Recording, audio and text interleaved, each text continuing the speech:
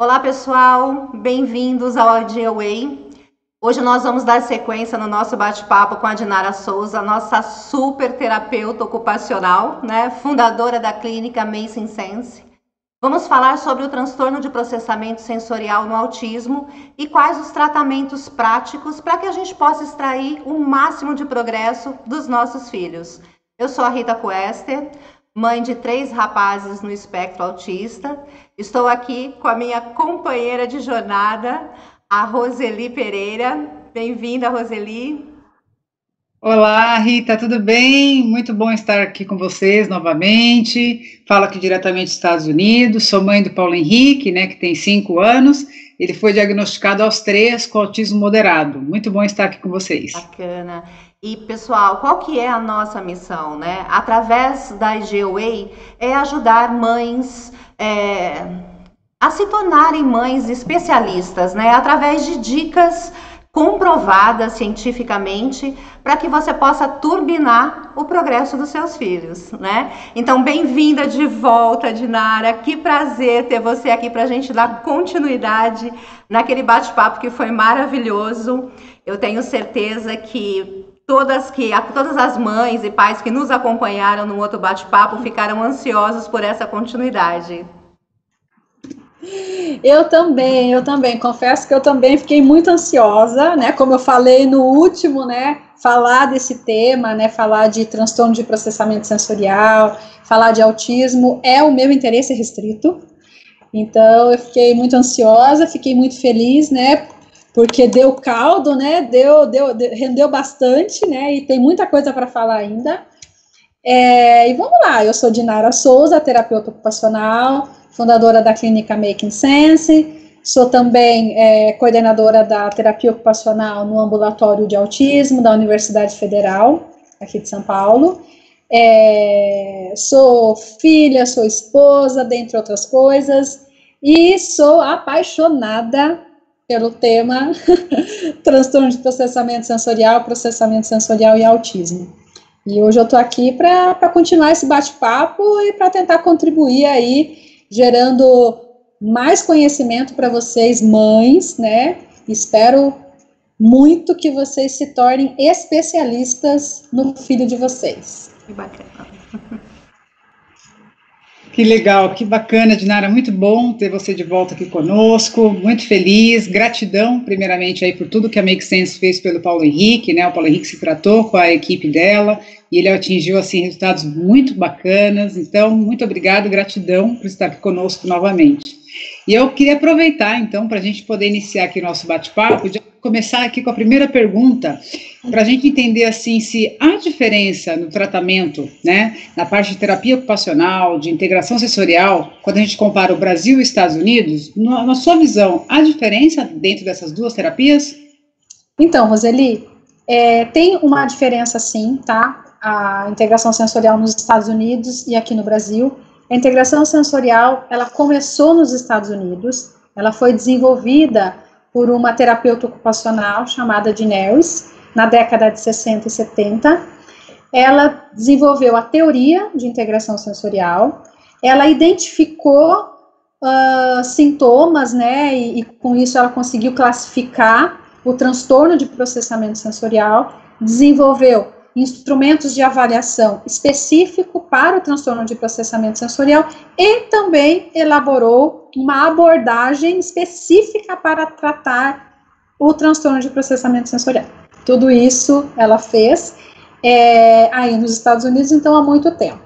Aí nos Estados Unidos, os demais profissionais de equipe multidisciplinar, eles podem também se certificar, se especializar na integração sensorial e utilizá-la como um recurso terapêutico dentro do processo, E isso ajuda muito a melhorar os sinais e os sintomas do transtorno de processamento sensorial, tá? Aqui no Brasil, nós estamos engatinhando ainda, tá? A certificação, a especialização, podemos assim dizer, da integração sensorial, ela veio para o Brasil em 2012.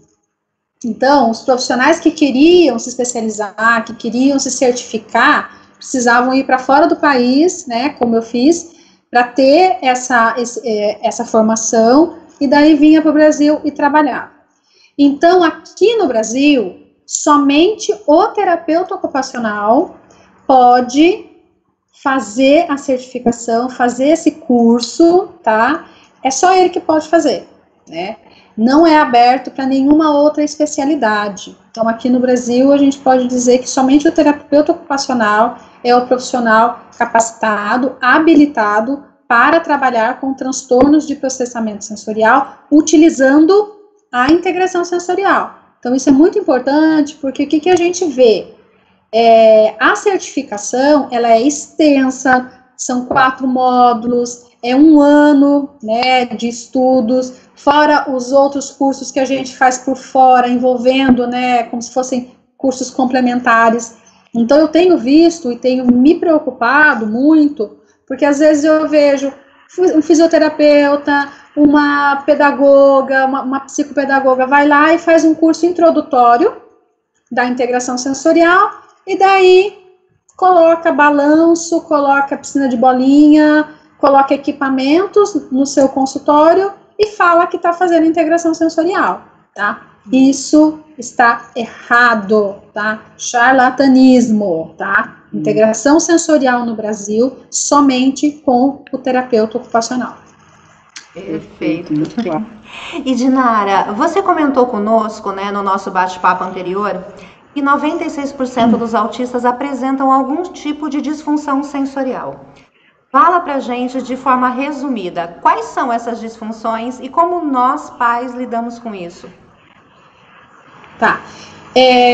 Nós temos basicamente 2 tipos de alteração, né, sensorial, e esses 2 tipos, a gente tem variações dentro desses 2 tipos, tá? Eu estou explicando de uma forma muito mais resumida para que os pais possam entender, ok? Então, a gente classifica a modulação dos sentidos como se fossem hiper, tá? A gente vai até colocar um slide aí para vocês verem, né, que é o modelo de integração sensorial, né, que é o mais usado pelos terapeutas ocupacionais, tá? É o da Band e da Murray, de 2002. Nós classificamos em hiper, né? Então, sente demais, e daí a gente pode ser hiper tátil, visual, olfativo, né? Todos os sentidos podem estar hiper, ou a gente pode ter a modulação hipo. Então, basicamente, papai e mamãe aí pra você entender. Ou é hiper ou é hipo. Tá? O que acontece?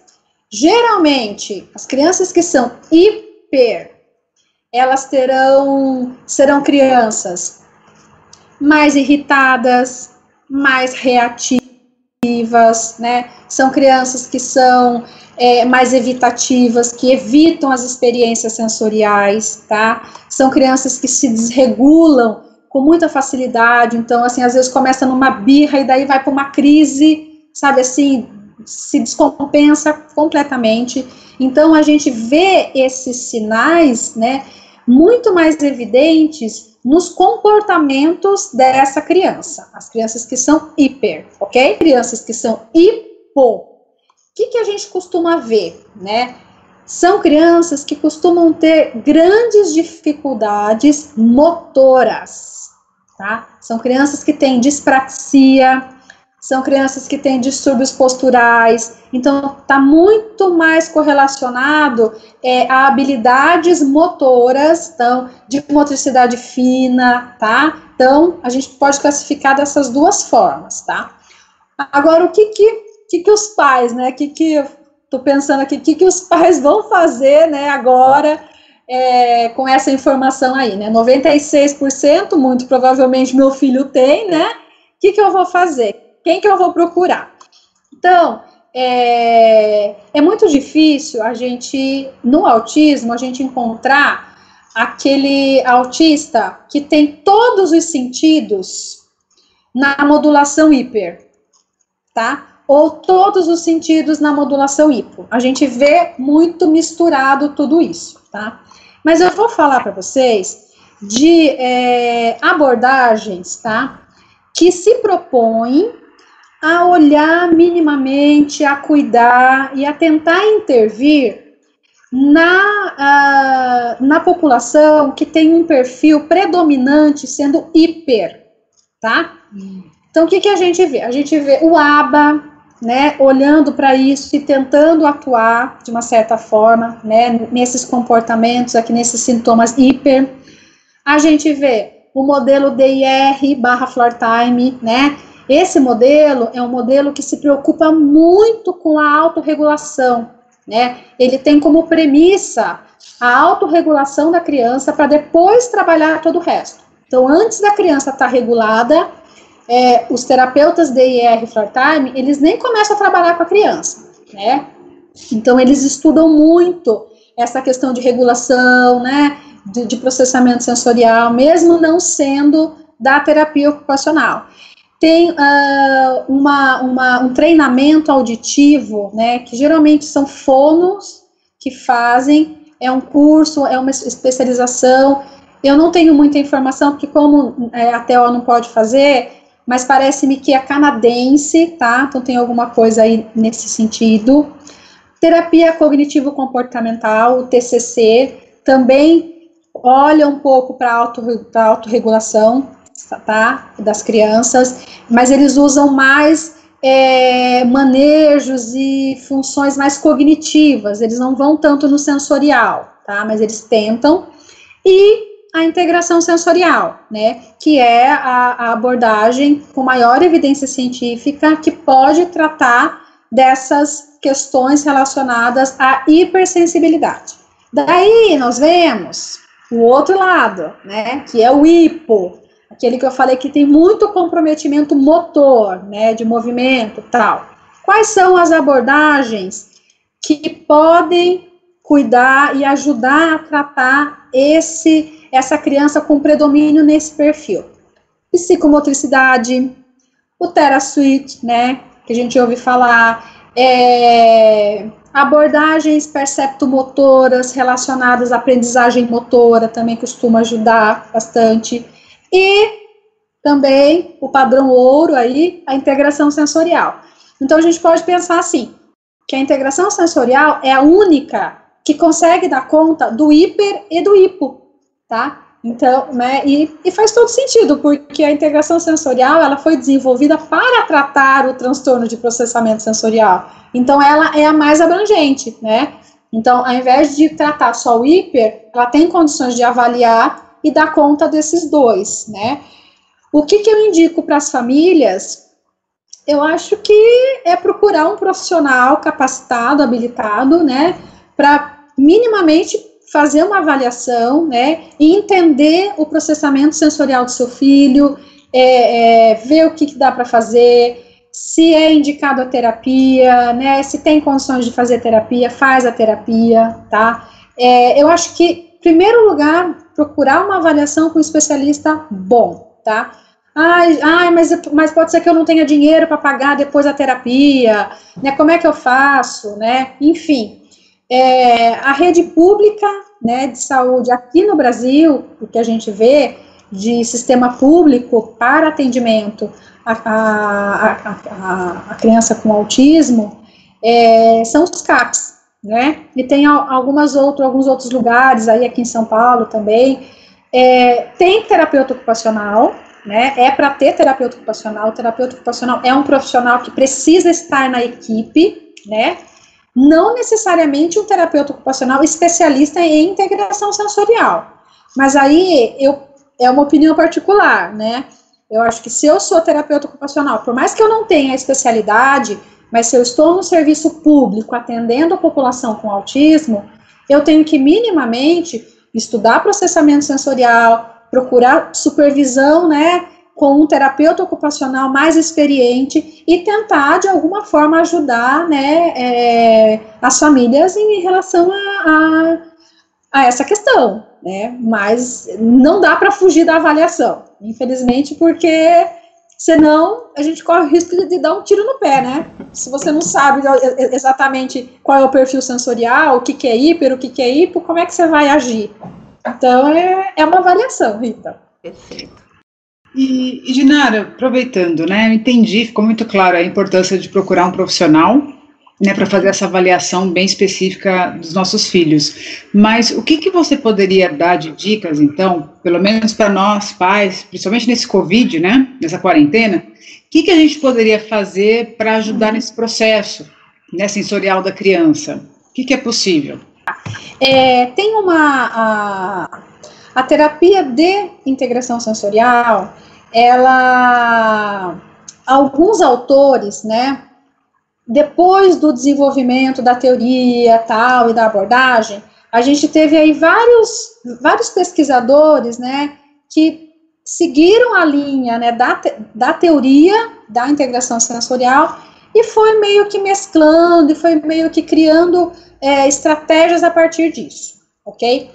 Existe uma estratégia chamada dieta sensorial, tá? O que é essa dieta sensorial?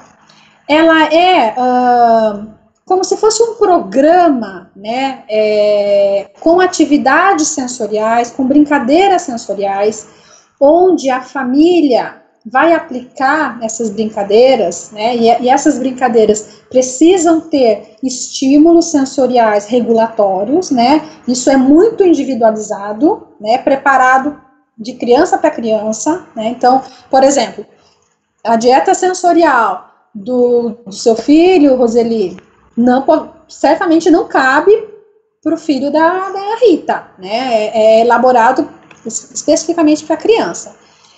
É um recurso, é uma estratégia, né, que o terapeuta ocupacional avalia a criança, monta uma dieta sensorial, entrega para a família, e a família em casa aplica essa dieta sensorial, né, geralmente o mais ideal é que seja aplicado a cada 2 horas, então tem lá uma lista de ideias, de brincadeiras, né, com estímulos sensoriais específicos, né, para cada tipo de perfil sensorial, sempre estímulos sensoriais mais regulatórios, né, mais organizadores, tá? Então, tem essa estratégia da dieta sensorial. Existe um programa, que é um programa americano, né, que a gente pode até colocar aqui embaixo, depois o site, né, que é um programa que cuida do alerta das crianças. Então, que também tem a ver com a autorregulação, né? É um site, então eles oferecem cursos para profissionais, cursos para pais, de como trabalhar com essa dieta sensorial também. Então, para os pais, o que os pais podem fazer, né? Uma dieta sensorial, aplicar uma dieta sensorial para o seu filho, prescrita e elaborada por um profissional que tenha, né, capacidade para isso. Lembrando que a dieta sensorial, eu elaborei ela, e o terapeuta ocupacional precisa acompanhar essa criança. Não adianta, por exemplo, eu recebo muitas famílias assim, né, do Brasil inteiro e até fora do país, tal, famílias que vêm, fazem avaliação conosco, e daí a família fala assim, Dinara, então, olha, eu queria que você fizesse uma dieta sensorial. Eu falo, eu não vou fazer uma dieta sensorial. Eu só faço dieta sensorial para a criança que eu vou acompanhar. Por quê? Porque pode ser que daqui 2 semanas modifique alguma coisa nesse processamento sensorial e aquela atividade que eu tinha, pode ser que comece a desregular a criança. Então, como é que eu vou ter controle disso? Né? Então, dieta sensorial é uma coisa muito delicada, tem que ser acompanhada por um profissional, tá? Não pode ficar fazendo troca-troca. Então, família, muito cuidado, tá? Nada de ficar trocando dieta sensorial, né? A sua amiga conseguiu, fez uma avaliação, tem dieta sensorial, tal. Não troca e pega para o seu filho, porque você pode fazer mal para ele, né? Então, fechando isso. Dieta sensorial, tem que ser feita uma avaliação, o profissional que avaliar o seu filho tem que acompanhar o seu filho e a dieta sensorial, porque pode ser que daqui a algum tempo alguma coisa mude no processamento sensorial dele e essa dieta sensorial não vale mais, né? Pode começar a prejudicar a criança. Então, de tempos em tempos, isso tem que ser ajustado, ok? Outra informação importante: nem toda terapeuta ocupacional que trabalha com integração sensorial faz, né, elabora dieta sensorial, tá?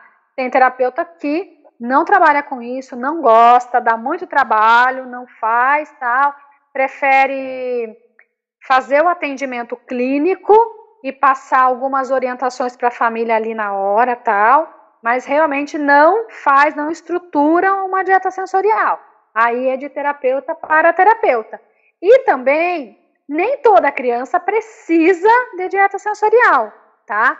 E nem toda família tem perfil de que vai aplicar dieta sensorial.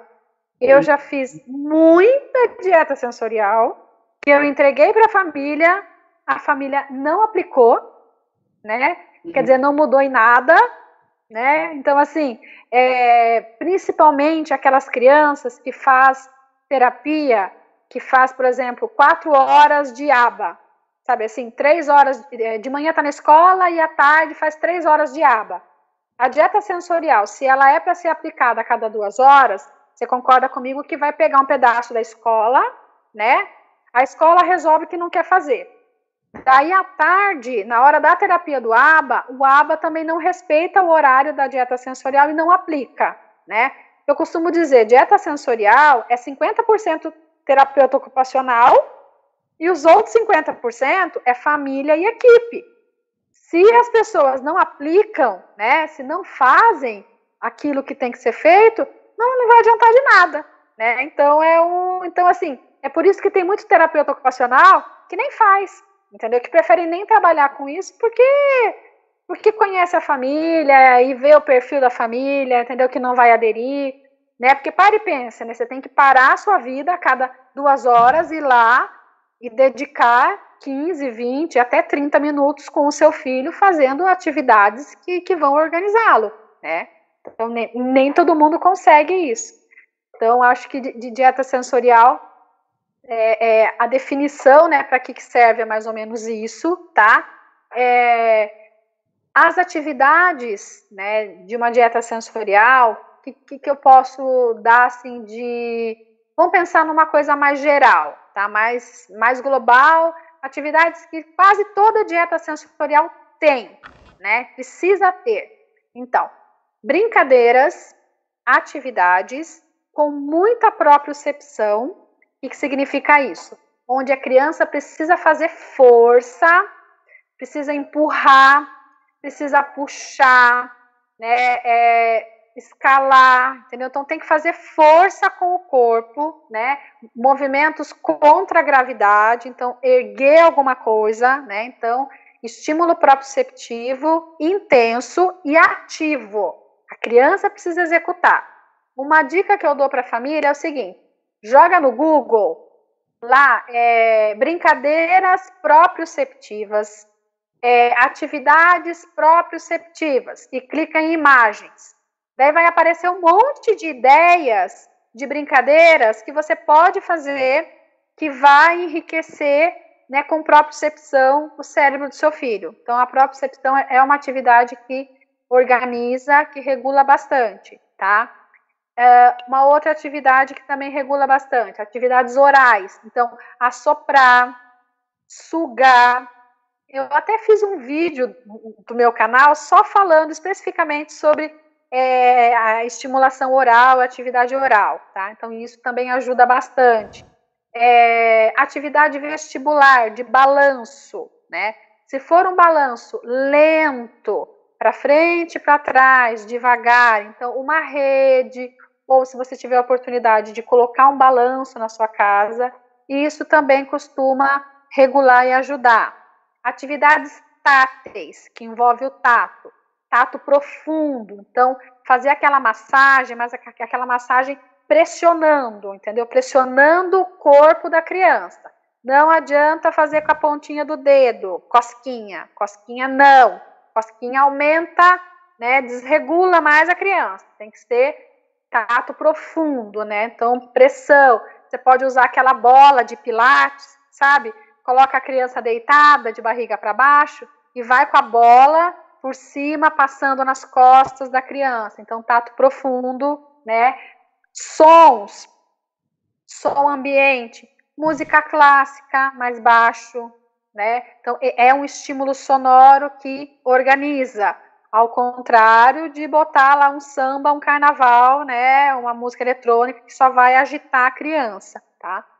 Eu tô pensando aqui em atividades sensoriais para crianças que são hiper responsivas, tá? Criança que tem sobrecarga sensorial, né? Então, é só a gente pensar tudo que vai acalmar, tudo que vai organizar, né?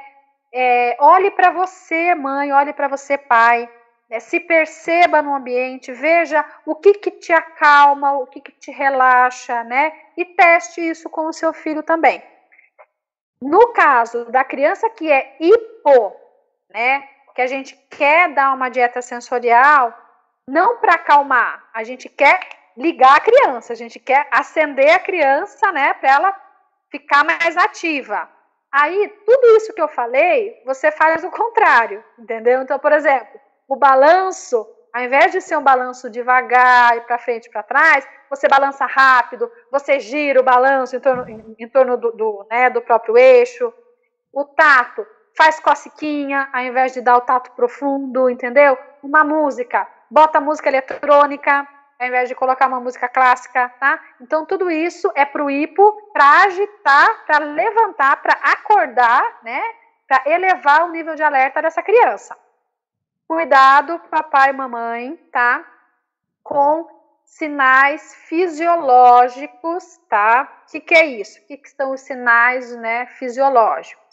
Isso significa, o sinal fisiológico significa que o sistema nervoso autônomo, né, da criança está começando a te avisar de que está ficando perigoso e pode vir uma sobrecarga aí, tá? Pode desregular. Quais são esses sinais fisiológicos que a gente pode observar numa criança?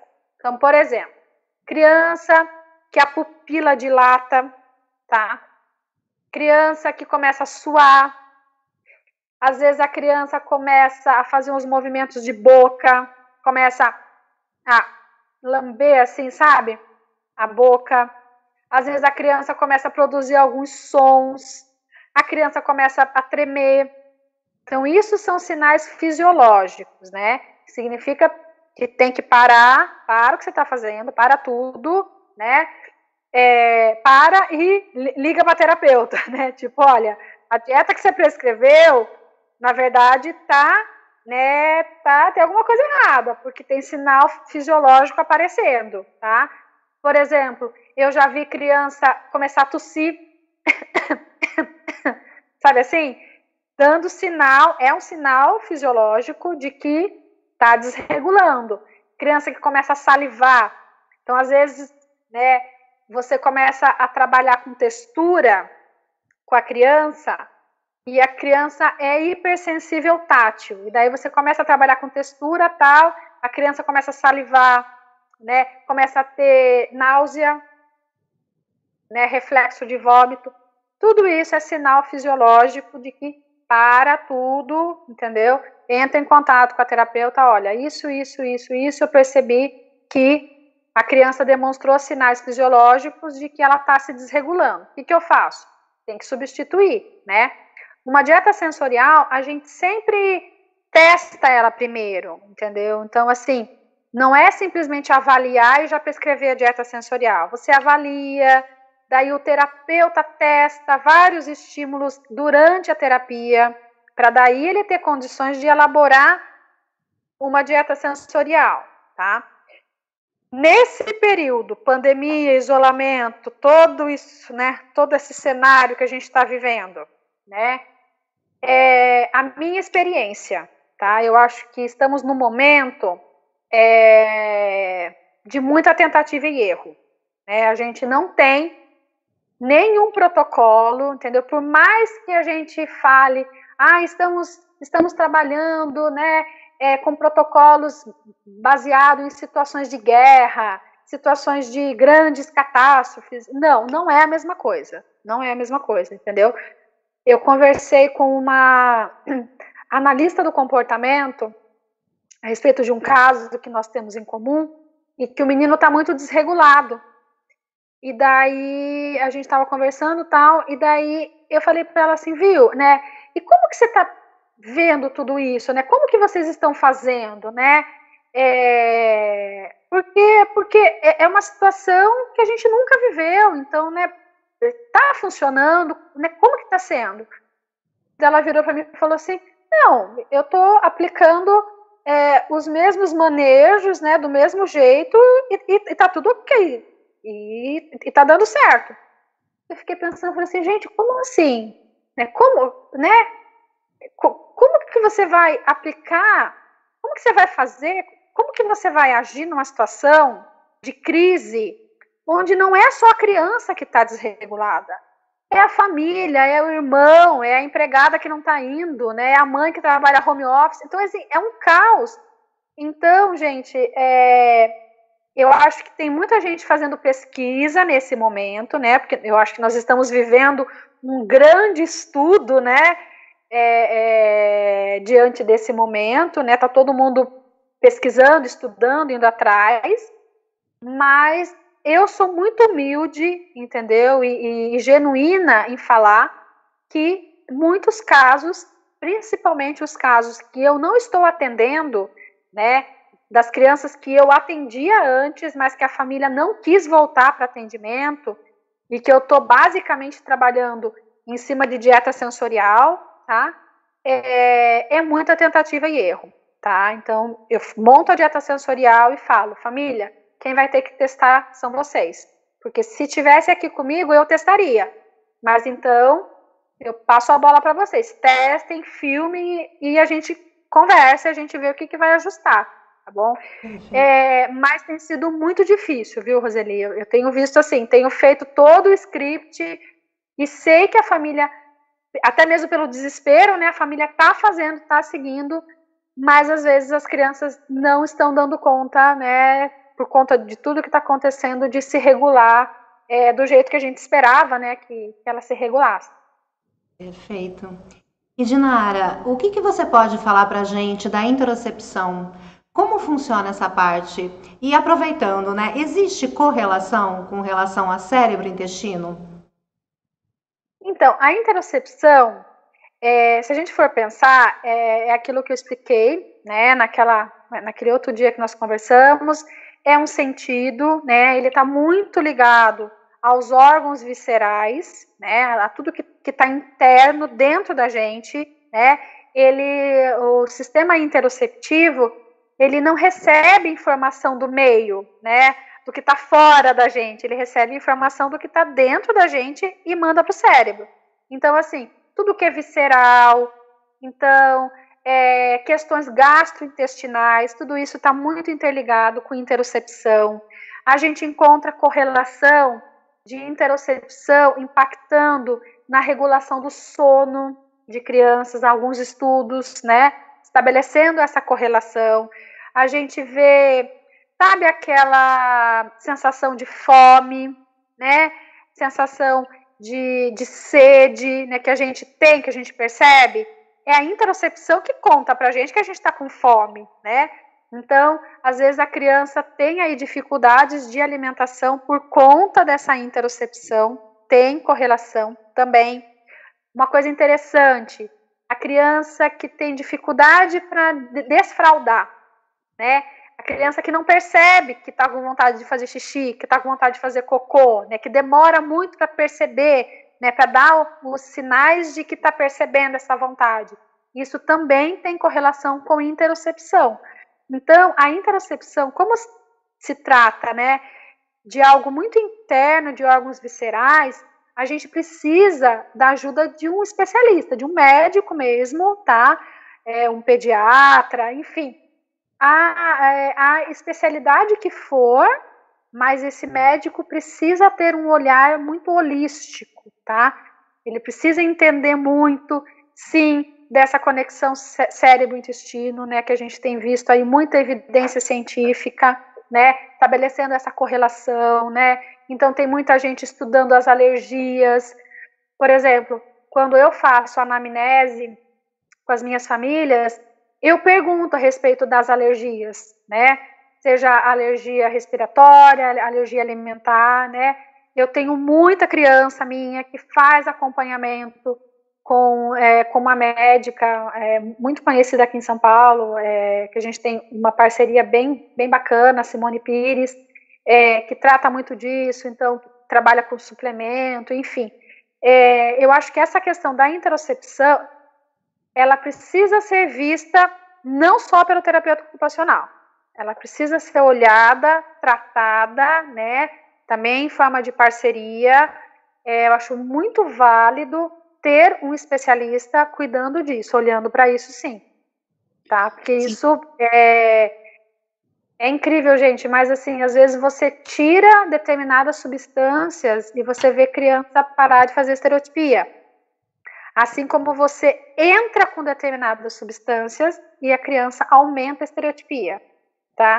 Isso que eu tô falando é uma informação da minha prática clínica, tá? Eu nunca li nada a respeito, até mesmo porque não é a minha área de estudo, mas eu já vi crianças minhas que tirou determinada substância, diminuiu a agitação psicomotora e estereotipia, e crianças que entrou com substância e teve um aumento absurdo de comportamento repetitivo, estereotipia, ansiedade, e por aí vai.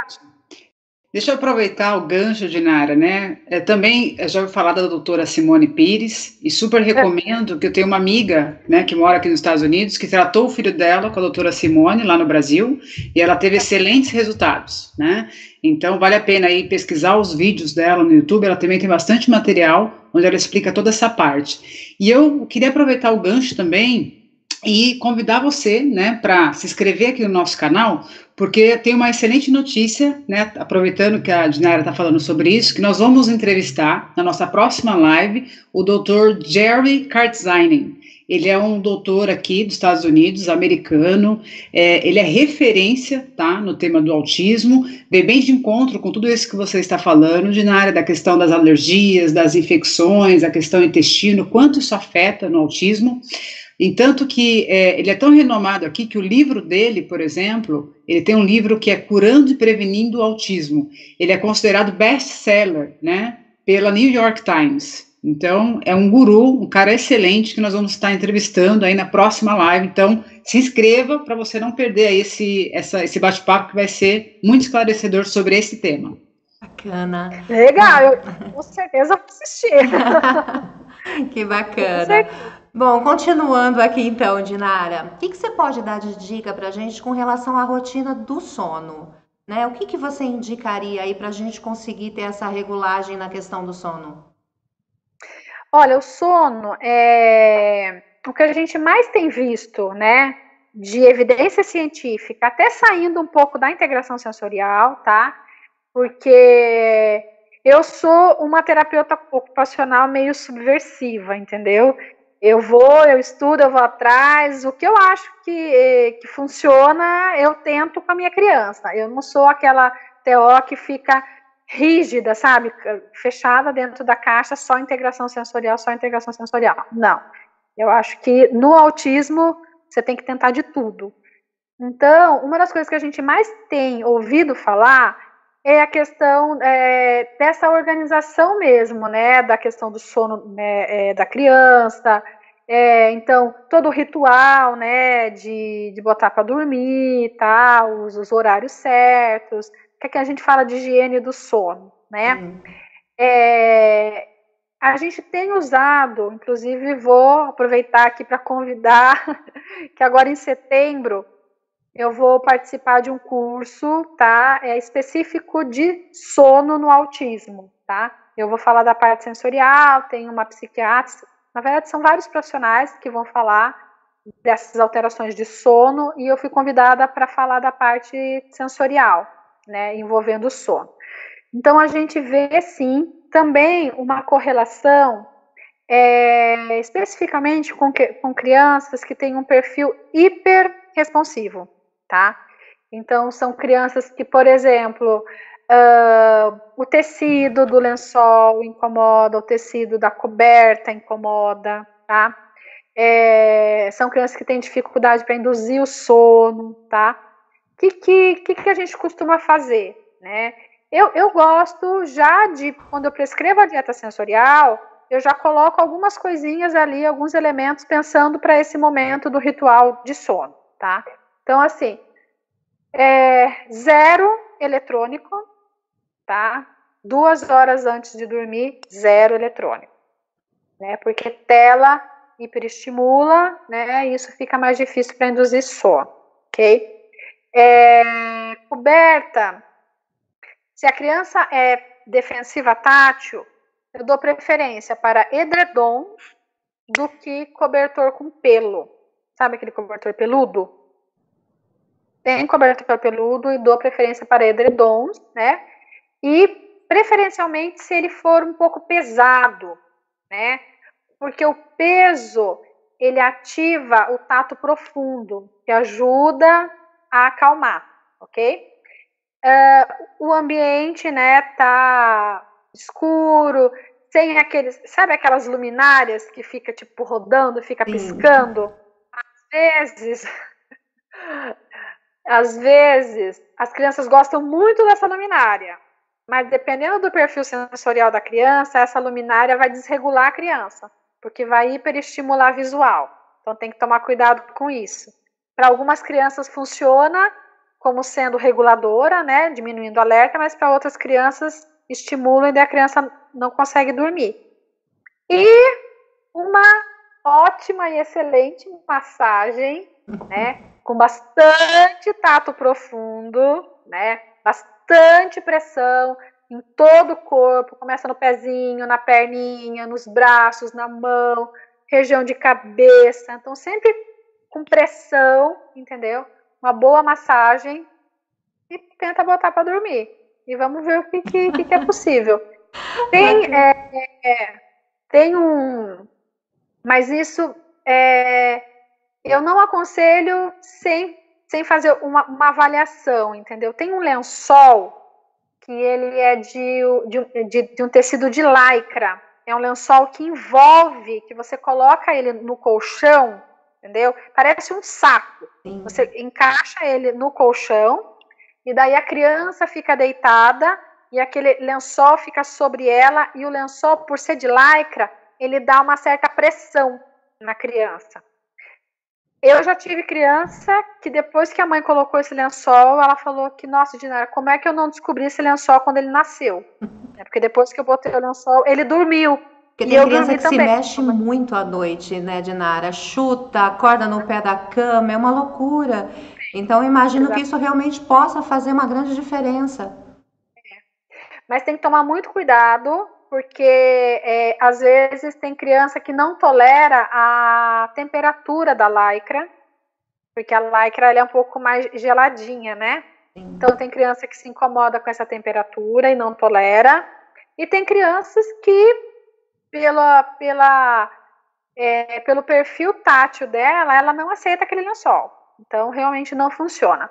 Essa coisa da criança se virar, entendeu? Né? E tem criança que acorda, às vezes, com o pé, né, lá não sei onde, né? Isso também faz parte do desenvolvimento típico de qualquer criança, né? Então, a gente tem que conseguir olhar, assim, é por isso que é sempre bom ter um profissional, né, por trás, te ajudando, tal, avaliando tudo isso, porque às vezes faz parte da etapa do desenvolvimento da criança, né? Então, assim, por exemplo, criança que ainda está adquirindo esquema corporal, sabe? Ela ainda não tem muita noção do corpo dela no espaço. Então, ela roda na cama mesmo, tal, ela deita de um jeito e acorda, a cabeça caindo, enfim.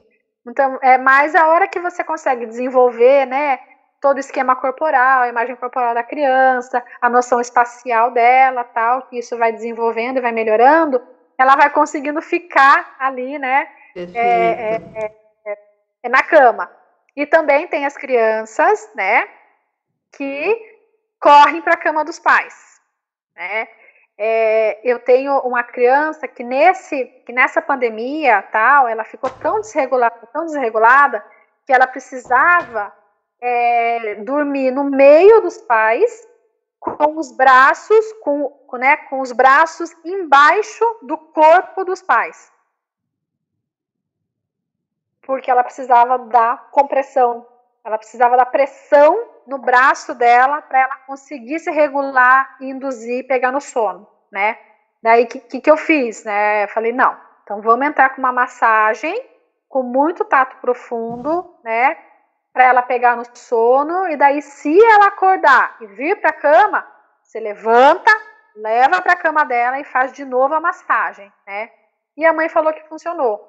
Então, ela não precisou mais ficar embaixo. Mas é isso, às vezes precisa do tato profundo para conseguir baixar alerta, regular, né? E é lógico, né? Então, tem a questão de alimentos também. Então, né, diminuir açúcar, refrigerante, Coca-Cola, né? Refrigerantes à base de cafeína. Tudo isso prejudica muito o sono.